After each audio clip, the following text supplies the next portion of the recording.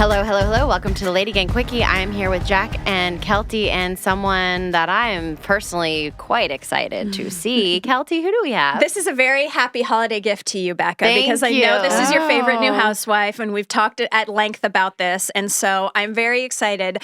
Our guest today is the realtor turned real housewife who helped turn Tribeca from up and coming into happening. She showed up to BravoCon sans pants, but full of clever one-liners, and we've fallen in love with her love of Abe the Babe, being a super mama to 3 kids, her cool boho style, and we love that she's her own lady boss. With her renovation and interior design company, Homegirl, she not only sells you the house, ka-ching, then she renovates it and decorates it for you. Ka-ching, ka-ching. Oh, and if that's not enough, she's got a master's from NYU, so she's way too smart to be with us today. Please welcome the Real Housewife of New York's newest star, Erin Lichy. Hi, guys. Welcome. Thanks for having me. I'm so excited. Thank you for being here. My first question is, She's kicking it off.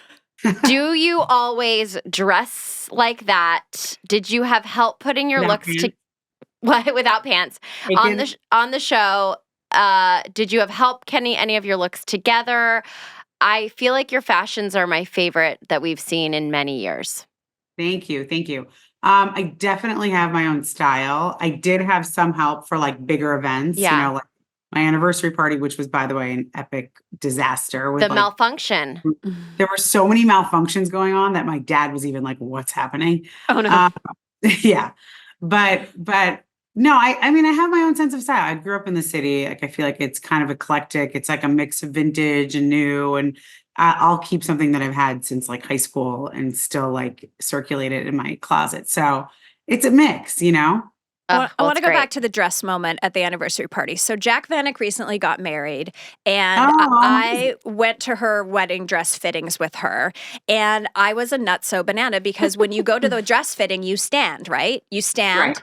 And you don't do stairs, you don't walk, you don't sit. And I was like, Jack, sit at this table. Jack, walk down those stairs, walk up. Because I've worn so many gowns in my life that I know when you try on a gown, you're like, this looks great. It looks amazing. And then to actually live in it for 7 hours is a completely different story. Is that what happened at the party? honestly, I think that it just wasn't situated right from the get-go. Like I should have been wearing like a bodice or something under it. Instead, it was like taped down. Yeah. The person like taped it down, and so it flattened me, and it was just like weird. And it was also so heavy. It was like wearing armor. Yeah. It was, No. like, if you held the dress in your hand, it would feel like you were holding a kettlebell. It was insane. Really insane. Okay, do you know who the first new hire was? Like for Salt Lake City, they hired Lisa Barlow, and then she Built around it. built around her. Do you know how that went? I think it was you. It feels like it was you. It honestly wasn't, because I was recommended by Lizzie, the girl that's what, didn't continue, but she recommended me. Wait, who's Lizzie? So there was an original girl that was Supposed to be in the new cast? Oh, and then she got Yeah, kicked. but it's everywhere. It's everywhere. Oh. She was going to be on the show with us. Uh-huh. And she was like listed as one of the people, and Yeah. then she left like Oh. a couple weeks in. Oh. So she actually called me in the summer, and she's like, "Hey, I'm moving back to New York. Can you help me find an apartment?" I'm like, "Okay, sure." And she was like, "Oh, and actually I might be on a show called Housewives." I'm like, "What? Like, how do you fit in with those ladies?" And she's like, "No, it's a whole new cast." And literally while we're on the phone, she's like, "You'd actually be perfect. Like, they're looking for more people." So she sent me, to the casting director, and that was like, it happened really quickly. But there was already like a group. I think Ugo was an original. Yeah. Someone told me, I don't know if this is also a rumor, but they said that you had been in consideration or in conversations in the original seasons, but you were too young for that group. That is true. Is that true? Okay. Isn't that crazy? Yeah. Years and years ago, they asked to interview my husband and I, like back when I think I may have just had one kid, which feels like forever ago because I have so many. But yeah, they interviewed Abe and I in my apartment, and we like did it for fun. And I think I was 26. Wow. Oh, yeah. whoa. Yeah. Too young. 27. Yeah. We are going to talk about some things today, but there is something I need to talk about. I started talking to you about it on the carpet at BravoCon for E, but I want to get a little more in depth here, Miss No Pants. On the show, it appears that you're having sexual relations with your husband a lot. And here at LadyGang, we like to We don't condone that kind of behavior. And we'd like to get to the bottom of this. Now, first of all, this might be too personal. You don't have to answer it. But are you on any kind of antidepressant or birth control that could be shoving down your libido? And if the answer's no, then I kind of get it. Okay. Because I am on Prozac, and I know that kills your libido. Yeah. And I was on Lexapro for many years, which my friends coined the term no sexapro. Yes. Yes. But if it's supposed to lift your mood, wouldn't it make you want to have sex? You would think, one would think, but it doesn't. And I know firsthand. However, I want to know from you I am a mother of just one singular child who's not even 2 yet, who is running my life. And the sex is not it's not happening as frequently or as enthusiastically as it once did. Did you have lulls? I mean, that's a dumb question, of course. Obviously. But anyone who says they don't have them is lying. How do you get it back? Honestly, this is okay. I'm going to give you the non-conventional tips, right? That's what we like. That's what I'm going to get. Reading those stupid rom-com-y books. Yeah. Where it's and then he, his manhood throbbed. Yeah, that helps. Ew. Yeah. Because I'm okay, now I can picture someone else. Why?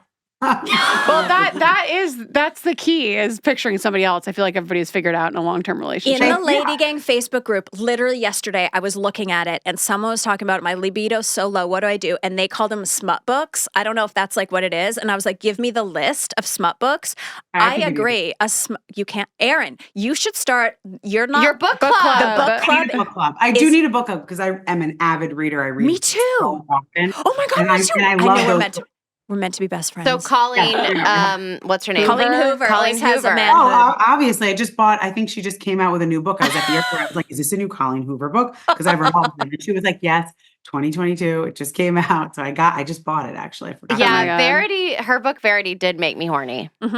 Mm-hmm. That was her. That's what got me hooked on her books. There you go. That's good advice. Any other tips for us, Erin? I'm reading a book now called Reckless Girls, which is good. It's good. You should read that. Is it a sexy book? Is it good for my vacation? Yes, it's such a beach read. I'm actually pissed because this probably happens to you if you're a reader, but I was so into it last night that I almost finished it. And I'm going on this beach vacay and I was like, this would be such a good book for the beach. So I wanted to stop reading it, but I couldn't. But anyway, it's such a good beach read. Okay, good. It has some smut in it. Okay, great. Yeah. What is smut? What does smut stand for? I don't know. I think it's just sex, masturbating. No, it's not an acronym. I think it's just a term. No, I think that's an acronym. Yeah. Please Google. We'll Google it. Okay, so sexy books. And how do you not... So I'm selfishly using this time for me. Oh my God, only. it's a fungal disease. No, that can't be this. No, it's number 2 is fungal disease. Number 1 is dirt. There's some black smuts on the engine. Yeah. But number 3 is obscene or lascivious talk, writing, or pictures. Porn in this view is far from being harmless smut. Wait, Okay. I don't think that's right. Anyway, it means obscene. It means obscene. As a working woman with 3 children, a husband, a life, friends, now another job, with child rearing, how do you not resent your husband when... Okay, good. You don't even have to say when or where or how. But why is it suddenly you have a child and you go to your... It's you literally go to your sides of the fucking wrestling ring, and it's there's teamwork. You are a team in doing this with this child, but it's it's not we've got this, babe. It's I guess I'll fucking do this right now, or I was getting my makeup done before Jingle Ball the other night, and I kept texting Abe because obviously he wasn't home on Friday at 5:30. Why would he be? And I'm like, okay, we have to go to Jingle Ball soon. Are you going to come help me with the kids? And they're running around and being so chaotic that my makeup artist just couldn't stop laughing. He just couldn't put it together. He was just gosh, this is really crazy right now. I was like, should I make us a drink? And then he's like, yeah, please. So I had to make us a drink, and it keeps getting crazier. And then he comes in, he waltz in, he's like, hey, babe.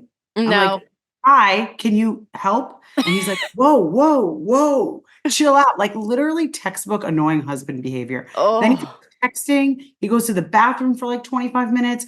And my makeup artist is like, does he live on this planet? they And I don't. think that they don't. I just think it's like a weird, I don't get it. I don't know why he's in the bathroom for 45 minutes every time he goes. Like, it's just this weird common thread that they're all somehow the same and they just don't get it. There's a heat that builds in my body when my husband announces he's going to the bathroom that I can't quite explain. I really can't. I'm like, how long will you be? That's my new. How long will you be? I read some study about this that men do. It's like they take that extra time to try to like get out of their Alone time. responsibilities. Yeah, Yes. that's their alone time. That's why they're taking a There are shit. studies. The fact that there are studies conducted. Oh yeah. Like we go to the bathroom and spend 45 minutes like on our phone writing emails. Like we don't do it.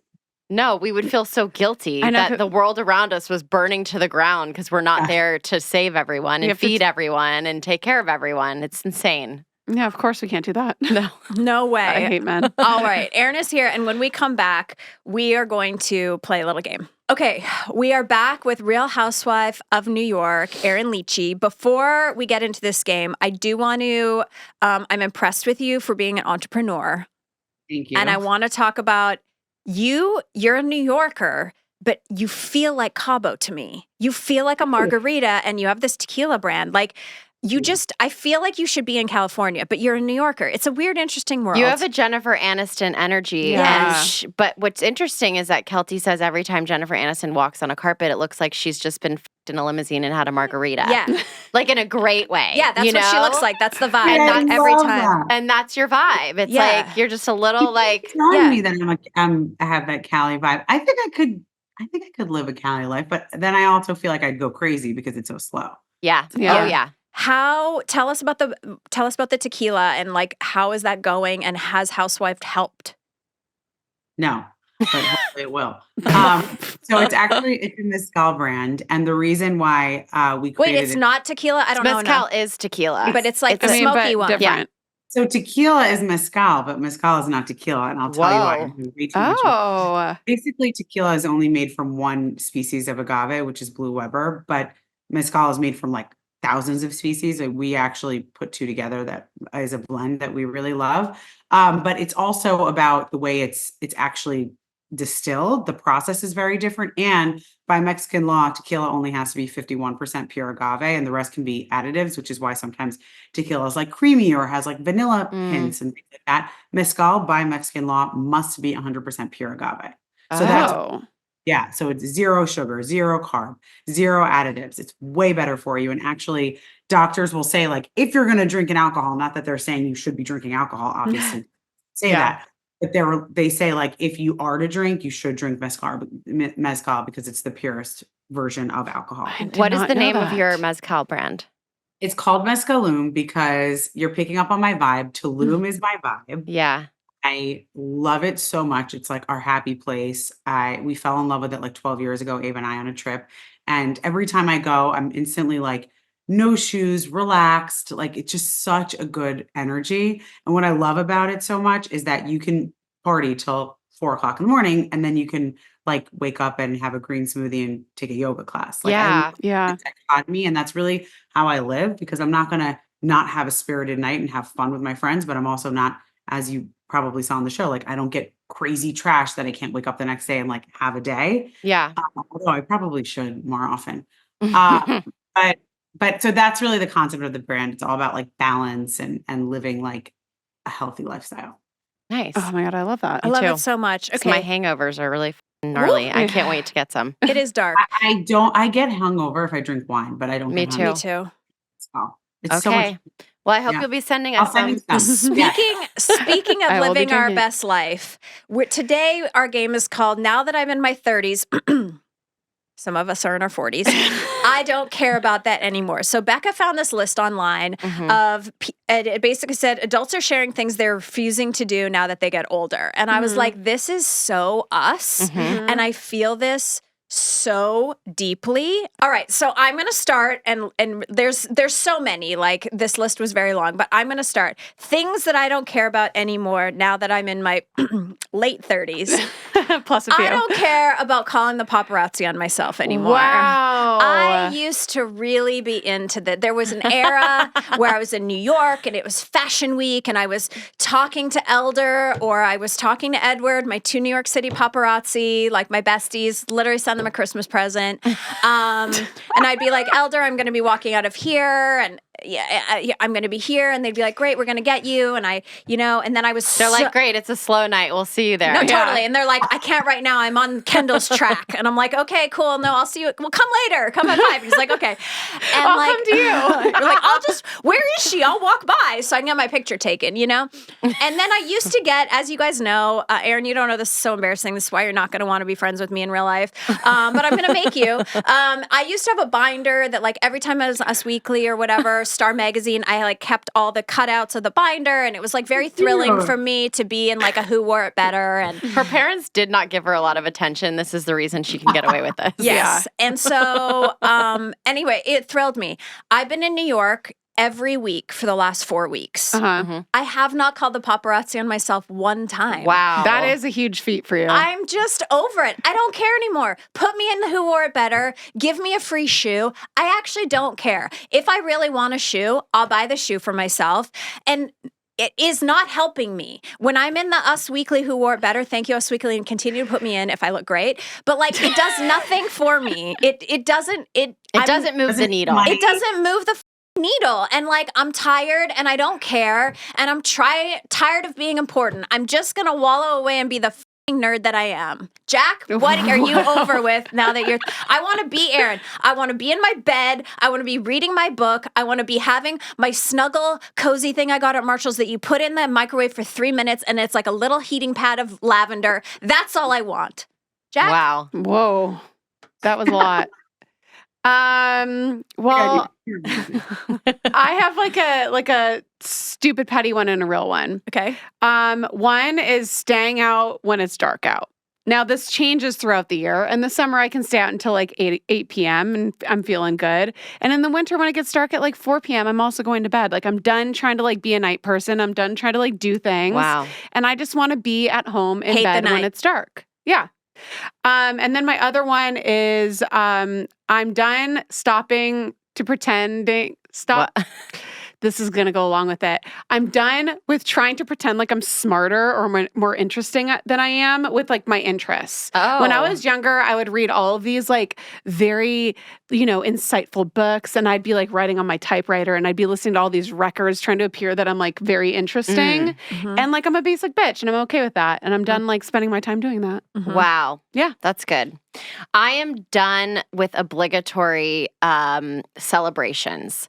I am done with your adult birthday parties. I am done with your children's birthday parties. I am done with your gingerbread making house parties. I am done with all of these things as adults that we think we need to keep planning and attending. I am so sick of being social. I literally sent Chris to a Christmas party for our friends alone. No. And I was like, I'll be going in the sauna and reading my book. I was like, you can't. I was like, I already said yes to you once this year. When Marcella was like, do you want to go to Vegas and see you two at the Sphere? And I was like, I really don't. I want to go in my sweatpants and read my book. But then Chris was like, I really want to go. And I was like, fine. I'll go. I know. And we took mushrooms and it was amazing, Erin. But like, I don't regret it now, but like I was like, I already said yes to you. I went to a thing this year and I didn't go to the Christmas something that like party. people want to do. I know. Not like a children's birthday party. I agree. I'm not going to your shit. Don't invite me. I'm not going. And unless I'm being paid. As an adult, I want everyone to stop taking it personally when people don't show up. Because also, my friends and I have this thing, right? It's like people take things way too personally. Like, calm down. Way too personally. Like we're busy. Yeah. I'm like, don't flatter yourself. I literally haven't even thought about you in this decision in whether I'm going or not. It's whether I want to go or not. So now my friends and I have a rule, like my close knit group, where we say, tell me if this is important for you for me to show up. So, my friend's husband participated in like this big charity thing and he raised all this money. It was so like a big celebration. And she sent a text out to all of us and she said, this is one of those times where I'm going to ask you to put on the fancy dress, and please show up. He's worked so hard. Like this is what matters. And you get one a year, if that.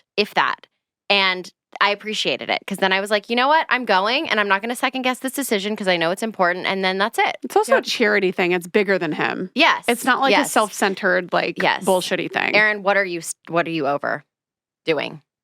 So I had this phase. I mean, I guess the phase just ended, but where I always felt like I had to be friends with the people that I was friends with, like in college or in high school. Like I had to continue those friendships and sustain them. And now there are certain people like I don't care to have friendships with. Yeah. And it's because they were like in a group of mine back then doesn't mean I need to still be close with them now. Oh, and yeah. That I feel like I've recently, like over the past probably year or 2 years, have completely shedded. Like, I don't need to answer you. I don't need to go to your event. Like, we don't need to be best friends just because other people are in the group. So that has been. It's also just so nice to not have to respond to everybody that reaches out to you. Like to be able to just leave somebody on red that like you don't want to be friends with anymore. Like that's nice. I want there to be some movement, some sort of a movement in society where we can normalize not responding to a text message. Yeah. Right? Like I still feel guilt to not respond, but I want there to be something where we can shift it and just be like a no response is okay. From a text message that's like a, hey, how are you? Or how have you been? Right. If it isn't like important about something. Or even if it is important, can you make it to my birthday dinner? No. To them, it's important. That's why I hate my birthday. It's the worst. I hate my birthday because I know this is like, I'm such a dick for saying this, but I hate my birthday because it's the one time a year where people actually text me. And it's like just so many texts that I feel the pressure of having to be like, hey, thanks. And I don't want to send a copy and paste. I never respond to birthday texts. I guess, do you respond to a birthday text, Erin? I think you don't have to respond to all the birthday texts. Yeah. I feel like it's like one day a year that people are like, oh, she's probably busy. You know what I mean? But I'm doing this for me. Like they send them for themselves so they don't feel like a bad friend. You know why we're all doing it? Because we have those people in our lives that will hold it against us for not sending the birthday text. Right. And I don't always know exactly who it's going to be. I mean, I know the ones that are like, for sure, definitely. But then if there's people on the fence, I'm like, I might as well just send the stupid birthday text. And now it's gone a step further where it's like there are people that are going to be offended if you don't post on Instagram. Oh, well, I have a solution. We have a rule. We do not post birthdays. None. Like that. Unless it's like your child, your husband. There's literally, and it could be best friends.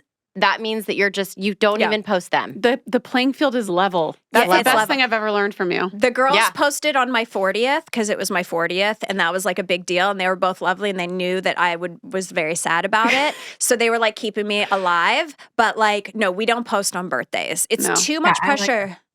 And also it's like... Well, and then it's like, how many pictures are you posting? Are you just posting 1? Are you posting 4? Is it 8? Is it a collage? Is it in feed? Did you post before the person posted? Like, you know, when you're like, thanks for all the birthday love, but then you forgot it was the person's birthday, and then you reach out and you're like, happy birthday. You know that they texted you because you already had posted about yourself. There's too many moving parts. Erin, I have a question for you. When you join the Housewives, like... It's obvious that they're just coming up with events to get everybody to, you know, like in our real lives, I feel like there's just not that many events in a year. Yeah. So but that's the Housewives There are a lot formula. of events in New York. Well, New York, yeah. But like, would you necessarily be throwing as many events yourself if you weren't on the show? Like, are you somebody who likes to throw things, like Heather Dubrow is as somebody who's celebrated everything her entire life for always. Yeah. I do throw events. I'm not gonna lie. I have people stay at my house all the time out east. That's like a real thing. I cook for my friends. I have girls. The shakshuka. Yeah, shakshuka. How dare you? Like I do have a lot of events. I do. Okay. So that's why you got cast. Yeah. Because they'd be like, well, Becca, what are you going to do on your season? She's like, stay at home and avoid people. Yeah. Like I don't know. Okay. Clean my closet. Last thing, I want to ask you, Erin, what is the best thing now that you are infamously a housewife, and what is like the worst thing? Ooh. The best thing, and I'll say I learned this from BravoCon, was meeting the people that like we've actually touched their lives in a positive way. Like so many people came up to me and said things like, you have no idea like how you've made me feel in this instance. And wow, like I was going through this too with like my son when he was potty training and that was so funny. Like those types of conversations make me just happy because it's like more of a connection and it's deeper than just, stupid drama. Yeah. The worst part I'd say is there's so many people that think they can just be mean to reality stars because we open up our lives. Mhm. I think is like really should be studied. Like that should be studied, Yeah. not in the bathroom, because it's like they just feel like they have this free reign to just be horrible to us. Yeah. Really rip us apart in a way that I didn't know about until obviously I did it. And even like some of the like online whatever news, accounts that they just like say terrible things and judge us. That to me has been such a like a shitty thing. And I don't know, like I just thought people were nicer. And people, a lot of them just aren't nice. And I just didn't know that people could be so mean. So that's been the worst part. Do you think people are mean to like Natalie Portman the way that they're mean to like a housewife? Well, no, because they're when you're on a reality show, you're more accessible, and also people justify it like you were saying, where they're like, you're opening up your live stuff. You should let us give our opinions and judge you and whatever. And I'm like, to a certain extent, yes, everybody is allowed now to form opinions based on what they have seen. But like, why do I need to share that if it's a terrible opinion? Talk to your girlfriends at brunch about it. Yes. Like, why do you need to tell the person who you're watching on the screen like that? How much you hate the them. parasocial relationship with that is so weird. And the other thing is like they'll find anything. Like I literally ordered a latte on camera when I had that infamous conversation with Jessel and Tribeca, and I was like, I'll take a latte with whole milk. And I got like shit on all over social media. Who drinks whole milk? You don't know about alternative milks? I'm like, oh my God. And then like I was just reading something randomly. I don't even know how I saw it on my feed this morning about how everyone's like shitting on Ariana because she's making money for like what she had been through on Vanderpump. Yeah. Why is this a bad thing? It's like no matter what, they will attack you. Oh, yeah. I mean, like it's crazy. All the Kardashian things that you see with like Khloe talking about how they abused her. I feel like I've seen it and I've always been like, okay, sure. Like they probably are just whatever, a little mean, but they probably tear her apart. Oh yeah. They're at like death threat level at this point. Like all of them have, I'm sure, received some pretty gnarly things. Wow. Was there, how they say like all the mean things in the world can't really penetrate you and they never bother you unless it's something that you are actually insecure about or actually struggling with. Like, is that true? Because like if you're really secure in your marriage, for instance, if they keep coming at you with your marriage and it's fine, it really doesn't bother you, I would imagine. But it's the stuff that like you do have an insecurity about. Or are you insecure that you like whole milk? I think that's a good point. Like to a certain extent, yes. Like there's a point where like just all of it is annoying and like frustrating. But then there's another point of like, of course, there are certain things that sting you more. Like a couple people commented on my parenting. It doesn't look like I'm with my kids at all, like on the show. And that like pissed me off and I wanted to like go after them. Yeah. But I think that there's a point to what you're saying. Like that this, like when people talk shit about Abe and I, not that we're perfect, but like that does kind of roll off more. Like the whole thing. I'm like, okay, you idiot. Like I can't order whole milk. So I think like that I think if there's truth to it, if it's an insecurity. Well, the mom guilt, it's like the best mother in the world could hear bad feedback and be destroyed by it. Yeah. Also, as a childless wonder, I'm very thankful that the housewives make you look like bad mothers because I don't want to watch you with your kids because I can go to my friend's house, all of them that have children, and experience that any day I want. I want you to be out and fashionable and being fabulous. Like, sorry, I'm sure you're a great mom, but I don't actually want to see it because that is not what I want to see. This is an escape. Yeah. Right. You're not watching a parenting show. This is not TLC. Okay. Right. I mean, not even TLC has that. Anyway, okay, Erin, you're lovely. Congratulations on a stellar first season. I know you'll be back, or I don't know. I'm sure you will. If I was Bravo, I'd have you back. I know you can't say anything about that. But we're so excited. And you have to come, when you come to LA for press, come be with us in studio. Yes, and then also, I would love, to be a real friend. I will take you to the books. We will go get whole milk lattes. Yes.